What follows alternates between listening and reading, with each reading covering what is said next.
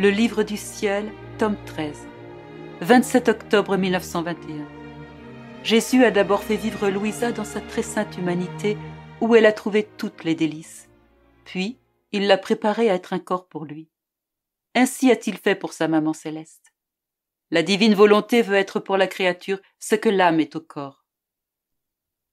Je disais à mon toujours aimable Jésus, « Il y a longtemps que tu m'as mise en toi. Je m'y sentais de plus en plus en sécurité, je participais davantage à ta divinité, comme si je n'étais presque plus sur la terre et que le ciel était ma résidence. Que de pleurs j'ai versé quand ta volonté m'a replacé à l'extérieur. Seulement sentir l'air de la terre constituait pour moi un intolérable fardeau, mais ta volonté a gagné et, baissant la tête, je me suis résignée. Maintenant, je te sens toujours en moi. Quand j'éprouve un besoin irrésistible de te voir, alors en bougeant dans mon cœur ou en me laissant entrevoir ton bras, tu me calmes et me redonnes vie. Dis-moi, quelle en est la raison ? Jésus me dit, « Ma fille, il n'est que convenable qu'après t'avoir porté dans mon cœur, ce soit ton tour de me porter dans ton cœur. Si je t'ai placé dans mon cœur, c'est parce que je voulais parfumer ton âme et mettre en toi un nouveau ciel afin de constituer en toi une demeure digne de moi. Il est vrai que tu t'es senti plus en sécurité et que tu as été envahi par plus de joie. Mais la terre n'est pas un endroit de délices. Les souffrances sont son héritage et la croix est le pain d'effort. De plus, pour établir en toi ma volonté, il était nécessaire que je vive en toi et que je sois comme l'âme de ton corps. Ma volonté ne peut descendre dans une âme que d'une manière spéciale hors de l'ordinaire. Elle ne peut le faire à moins que l'âme ne reçoive des privilèges très particuliers. Ainsi, moi, le Verbe éternel, je n'aurais pu descendre en ma mère bien-aimée sans ces privilèges spéciaux, c'est-à-dire si le souffle divin ne l'avait pas pénétrée comme une nouvelle création et ne l'avait pas rendue merveilleuse, supérieure à tous et à toutes les choses créées. C'est ce qui est arrivé en toi.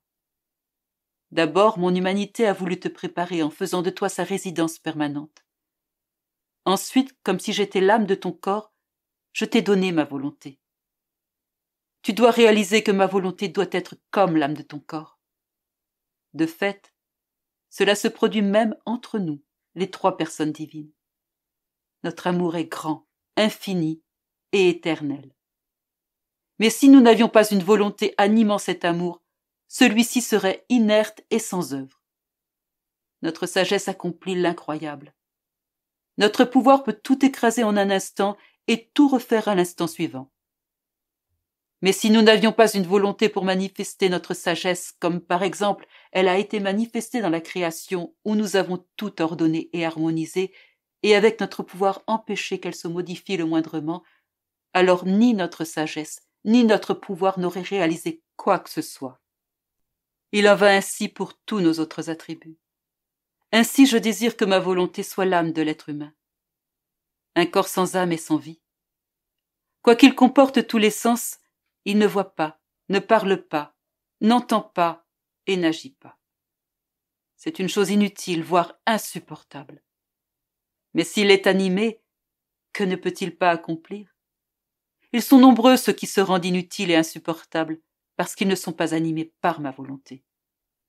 Ils sont comme des usines électriques ne donnant pas de lumière ou des autos sans moteur, rongés par la rouille et la poussière, incapables de bouger. Ah, comme ils sont pitoyables. Si une créature n'est pas animée par ma volonté, une vie de sainteté manque. Je veux être en toi comme l'âme de ton corps. Ma volonté y apportera de nouvelles créations surprenantes. J'y donnerai une vie nouvelle à mon amour, un nouveau chef-d'œuvre à ma sagesse, un nouveau mouvement à mon pouvoir. Dès lors, sois attentive et laisse-moi tout afin que mon grand projet soit réalisé en toi, c'est-à-dire que tu sois vraiment animé par ma volonté.